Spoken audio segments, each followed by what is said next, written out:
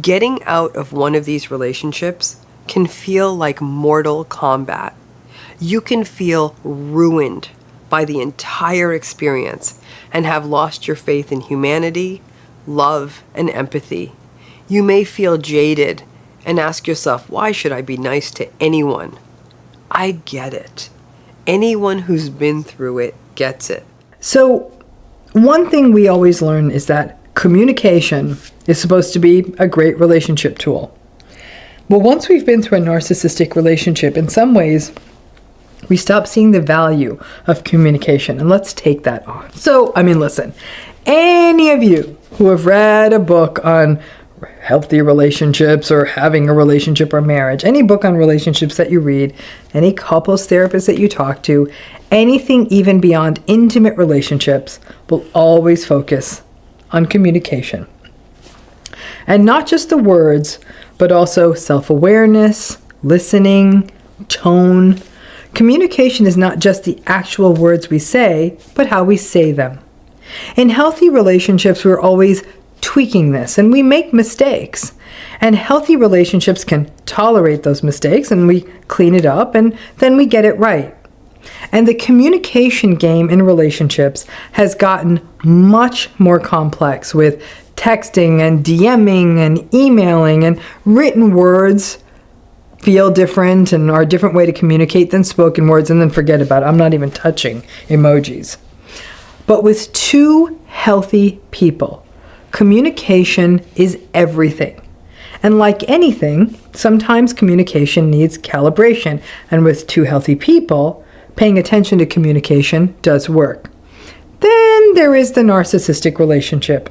And the problem is that a lot of the guidance and advice people in these relationships get is just recycled from regular relationship advice, and it always comes back to communication.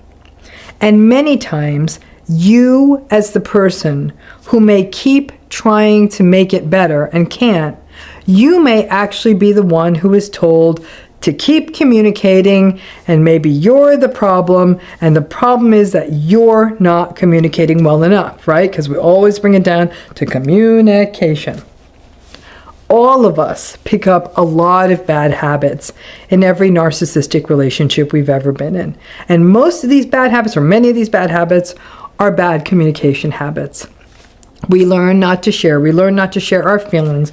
We learn to not directly communicate, because obviously it's going to be shut down. We learn to obsess over every single word we choose because of the myriad gotcha moments and the legalistic ways that narcissistic people will catch us on tiny semantic issues.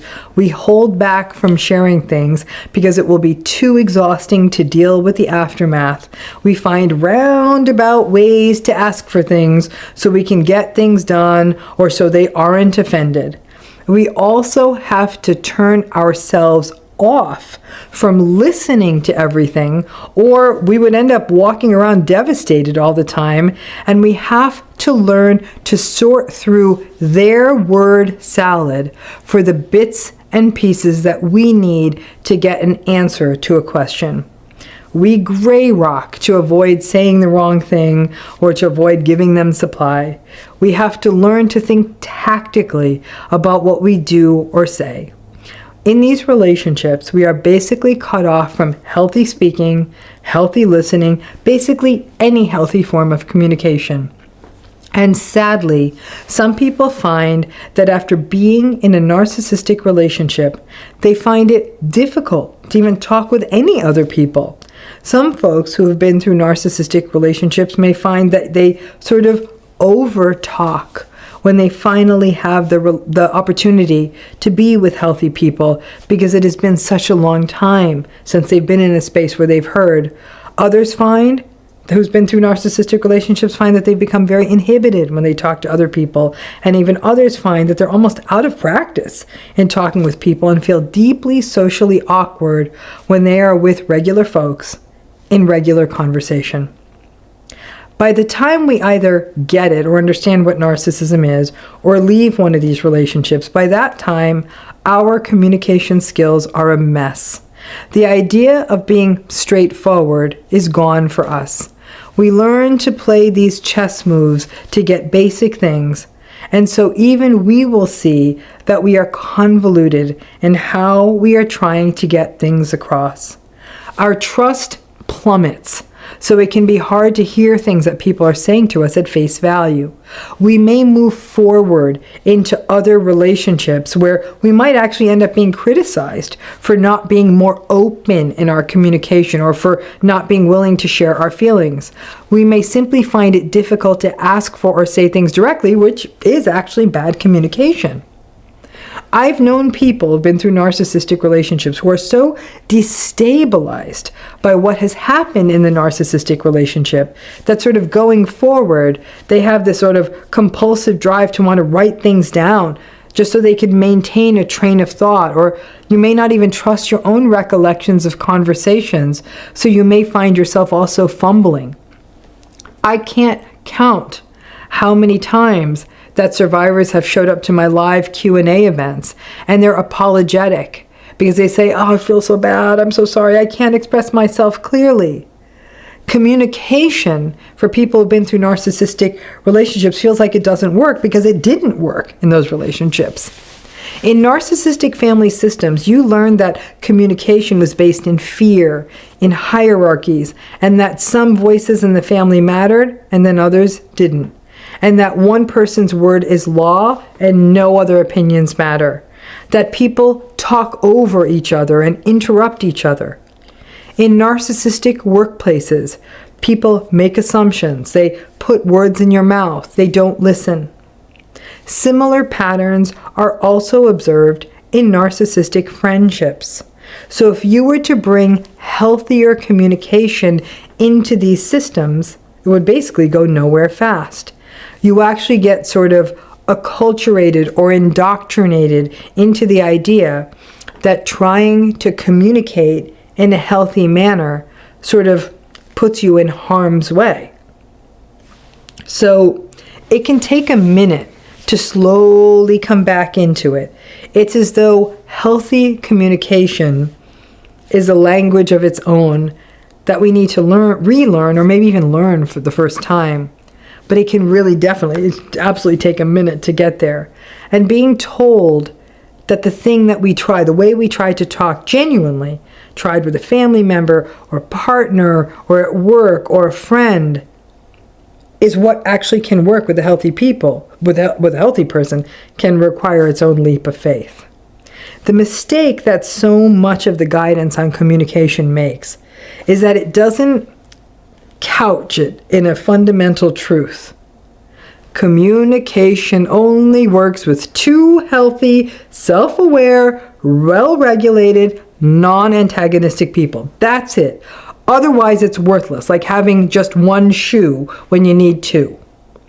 So the better way to think about it is that communication is a magnificent tool for building closeness, intimacy, connection, and safety when the other person is communicatable, meaning that they are also self-aware and empathic and respectful and present.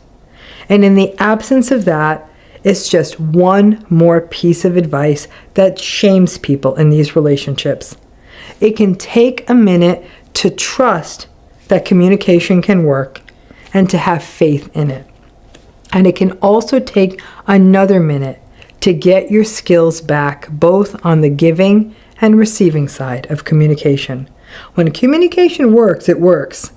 In narcissistic relationships, it doesn't have a chance. So here's the thing. When you're in a narcissistic relationship, your relationship with trust changes forever. But it happens in two different ways, and that's what I want to break down in this video. So did you feel, or do you feel, like you will never trust anyone again after having gone through a narcissistic relationship? I'm guessing for most of you felt like, no, hell no, I'm never going to trust any of again. Now, I guess some of it relates to what happened in the relationship. You have to ask yourself, were you cheated on? Were you lied to? Did you get money taken? Were you grifted or scammed or future faked or repeatedly gaslighted or manipulated? The nature of the betrayals matters, but ultimately, not only are you betrayed, you're so psychologically turned upside down that everyone starts to seem like a con, a thief, or a liar. by the time you're out of that narcissistic relationship, whether they are or they're not. And this can also happen from childhood. If you had a narcissistic parent that repeatedly made broken promises or abandoned you or always chose themselves or chose someone else, it's the same thing.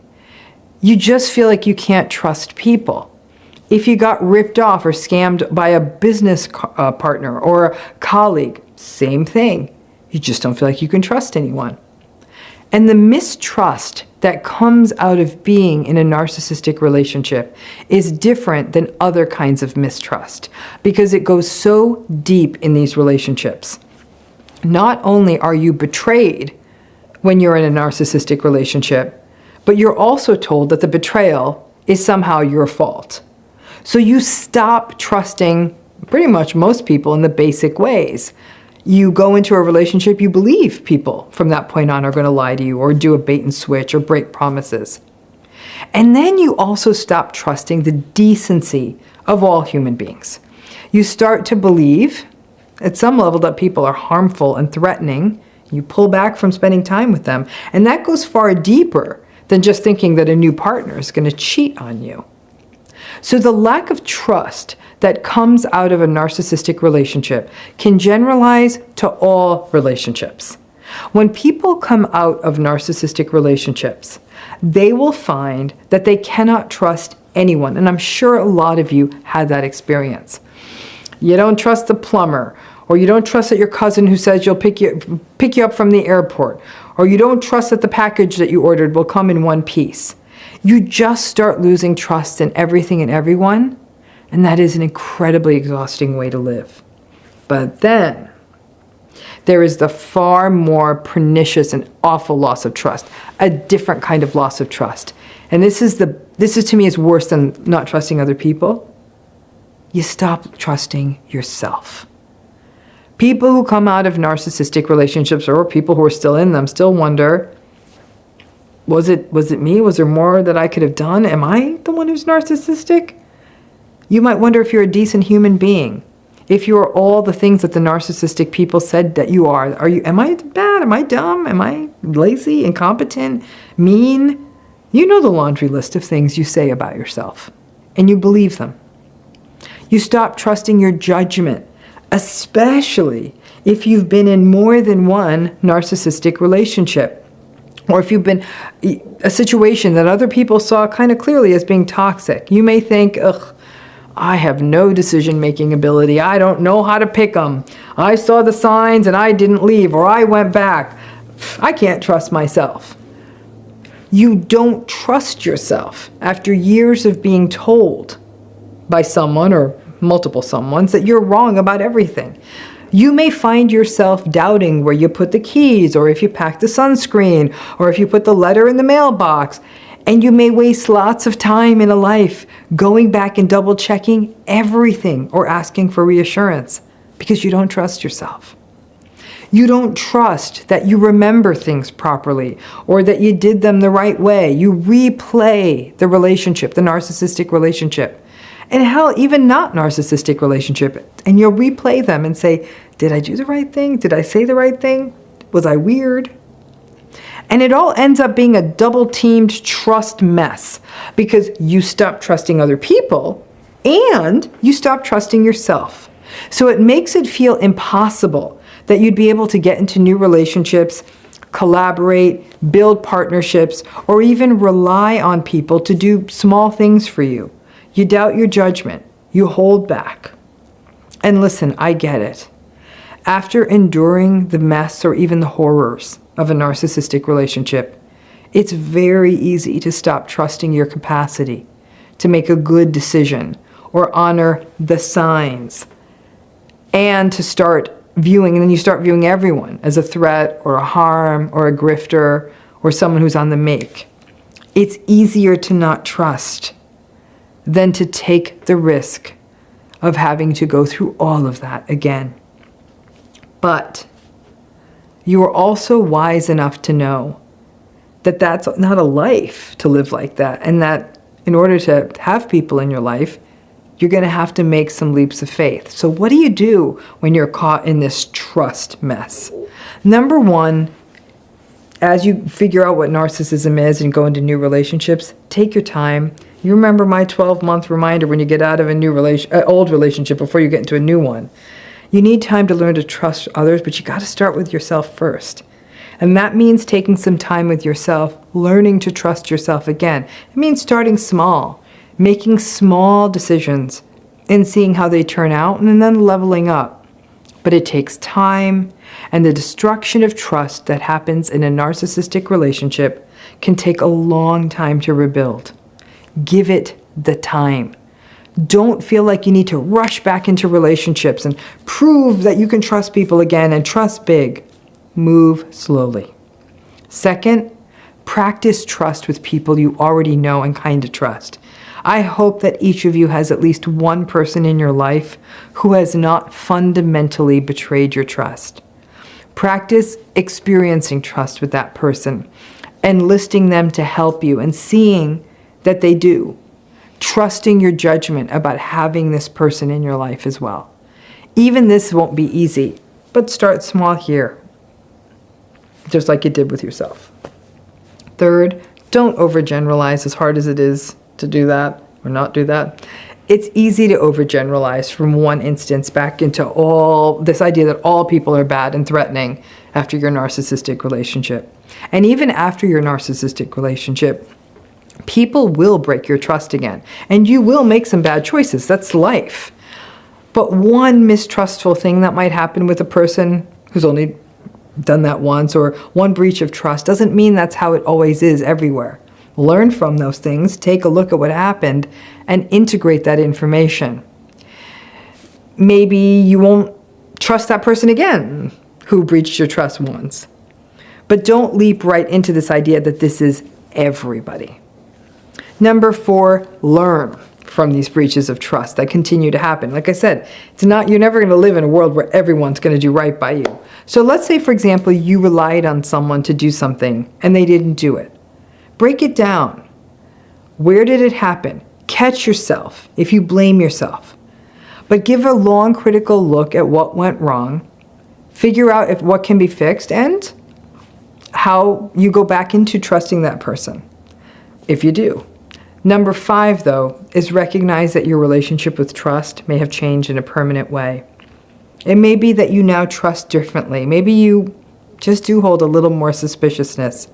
Maybe you want to do some things on your own and aren't in such a big rush to collaborate, and you're more careful. And you know what? I'm not sure that that's always a bad thing for survivors. You may meet someone new if you're dating and move very tentatively.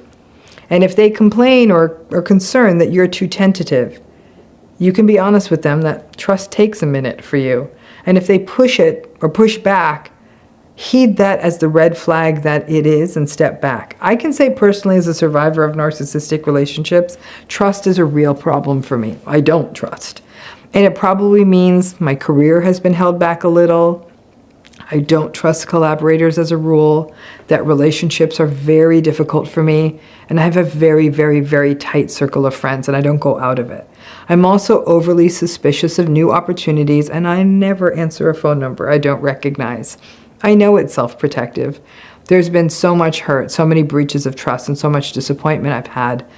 And in some ways, realistic expectations that we need to navigate a narcissistic world can translate into not trusting every bright new thing that comes your way.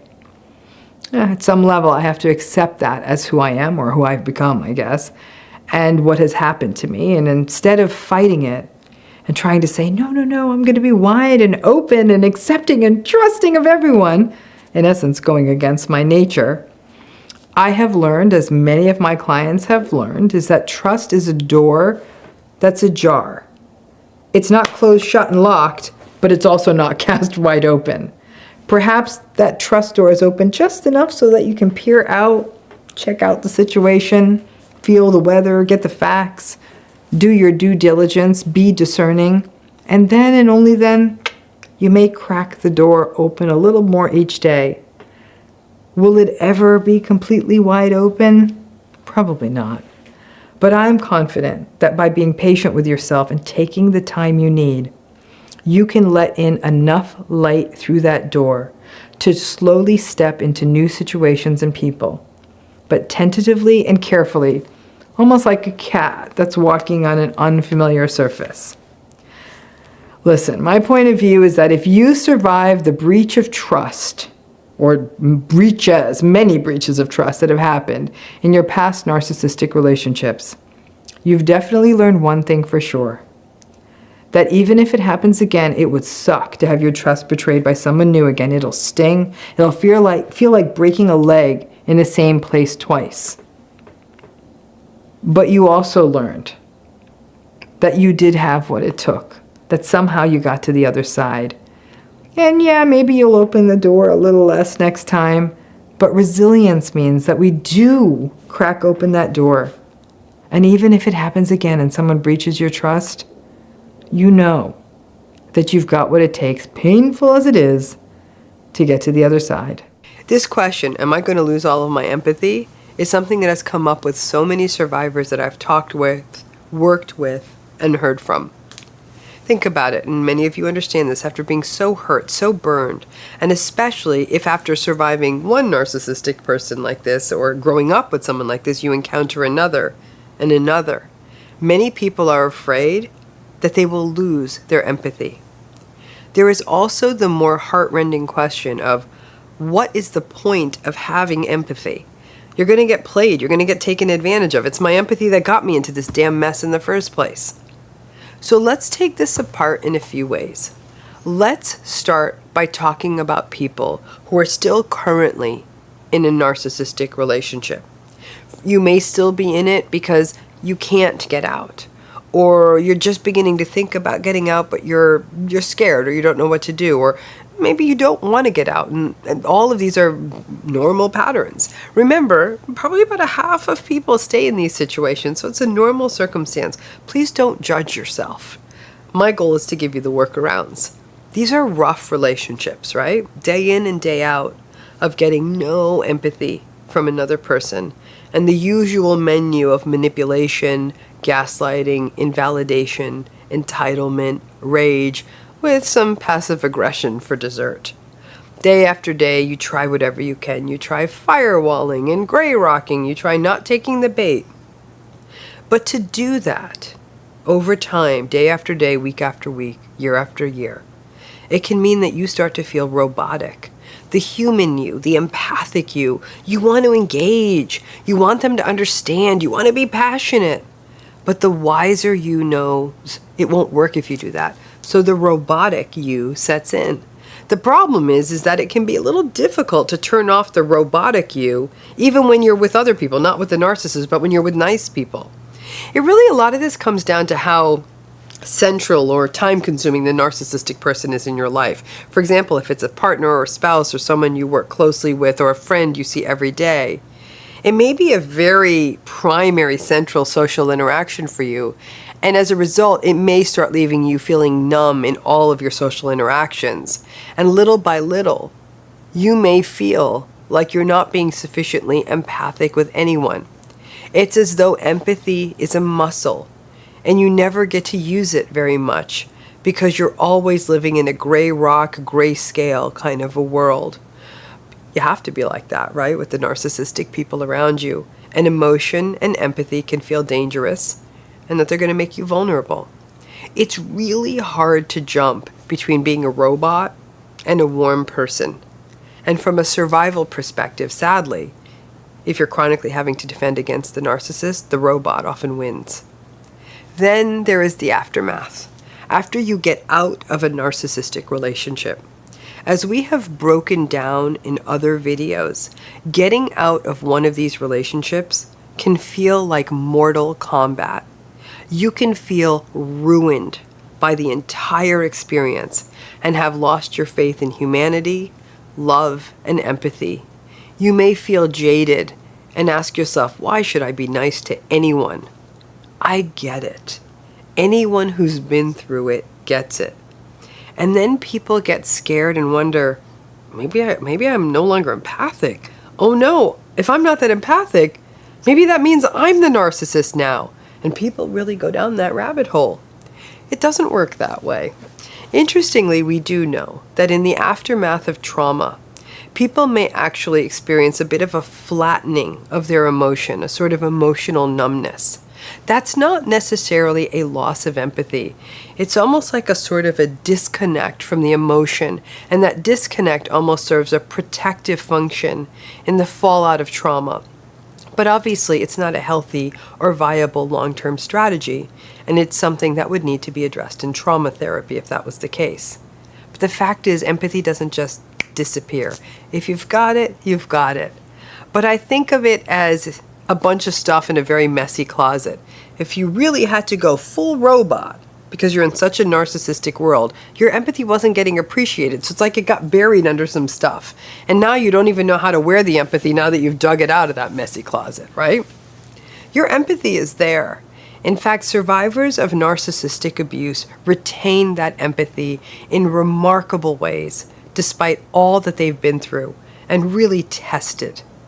I know people who are going through brutal divorces, horrible family battles, abusive bosses, and they still take the time to check in with the people in their lives, or will remember a difficult situation that someone else is going through. It's because you became so numb in this one relationship. It's easy to start to believe that your empathy has all gone away because you aren't getting to use it in a key or an impactful relationship in your life. But I promise you it's there. As someone who works every day with survivors who are going through horrific situations, I am so struck on the daily, really, that even in the midst of their pain, they will, in the kindest ways, always ask about me and if I'm doing okay. It's stunning, and it always reminds me that their resilience is what's going to carry them through this.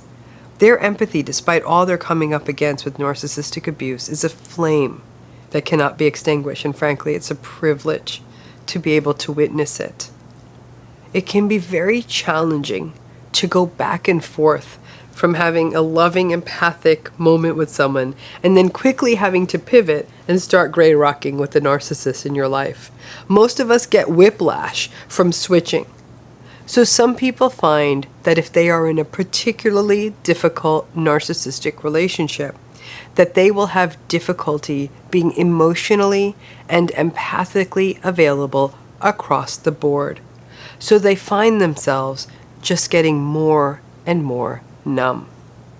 As you come to understand narcissism, the impact it has on you and on your mental and your physical health, as you get a little better at gray rocking or firewalling or boundary setting, as you do your very best to keep some healthy people in your life, the ones who have plenty of empathy, you will see that your empathy is there, and it really is, as much as it always has been. But you do have to mask it at times to protect yourself.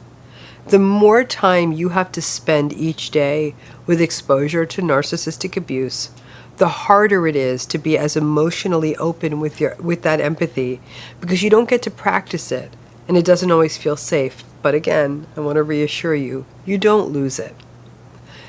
Many people have told me that it took them months, sometimes even years, perhaps after a divorce or the death of a significant narcissistic person in their lives, or leaving a job, before they could fully exhale, before they could let their guard down and bring an emotional fullness and a vulnerable empathy to more and more situations in their life.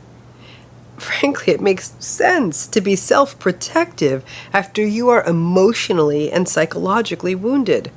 But the fear that the empathy is gone and that you are now a monster, it doesn't work that way, and you're not. Many people will say, ugh, I lost my empathy for the narcissist, that's for sure, they'll say that. You didn't really. Your empathy may have transferred over more to a feeling of pity or that they're pathetic, and likely you had empathy for them for a really long time despite all that happened and what they did to you. And honestly, for many survivors, once they can get some distance, either get out of the relationship and get some distance, perhaps even after they go no contact, they will sometimes say about the narcissist in their life, after all this, I just feel sorry for them, and they'll shrug it away. there's still a little empathy there. Empathy doesn't mean that we surrender to someone and listen to their abusive rants. Empathy means that we don't attack a narcissistic person's wounds and vulnerabilities. Even when they do it to us, we don't do it back. We just attempt to set our boundaries or leave the relationship with grace, or survive the relationship with grace. So empathy is, in fact, like a mountain spring that does keep replenishing. Sometimes, and I live here in California, which is drought central, sometimes during a dry spell, it may seem like a trickle, but it's always there. And your empathy, it's like that mountain stream. It's always there. Empathy is like a little bit of a superpower. But like all superpowers, you gotta use it in the right place. Whether it is a kindness to a stranger you see, or reaching out to an old loyal friend, or any of the other good people who are in your life, use your empathy with the people where it benefits both you and them. Flex that muscle. I promise you that the narcissistic relationships in your life will not rob you of all of your empathy. But I understand your fear.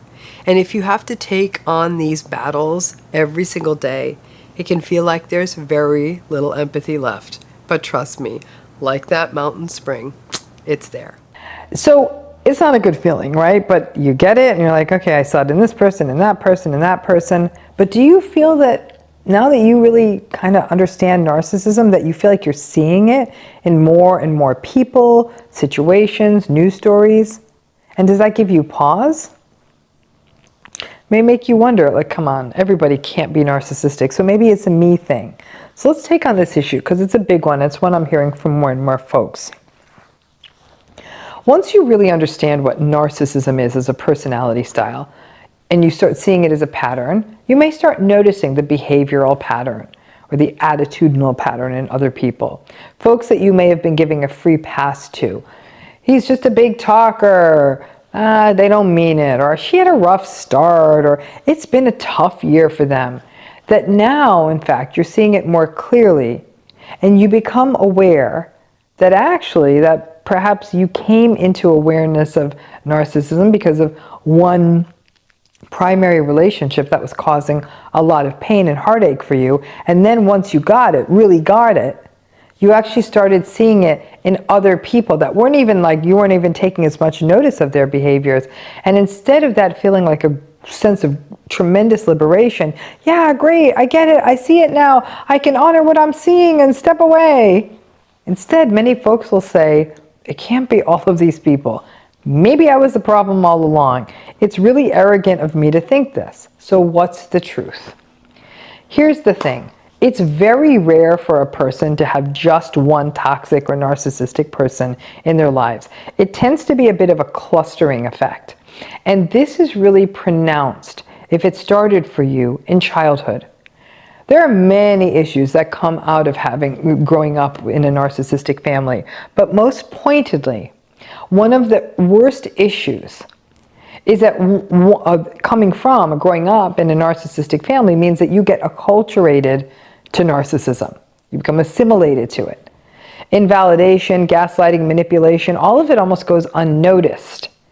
Only years later, once it kind of starts burning you out or you encounter it in adulthood and you finally get the narcissism decoder ring, only then are you able to look back maybe more clearly at what your family of origin was about. But this indoctrination means that you don't take note of how toxic these patterns are once you start encountering them in adulthood. That's not to say they feel good, but they may not register as a problem.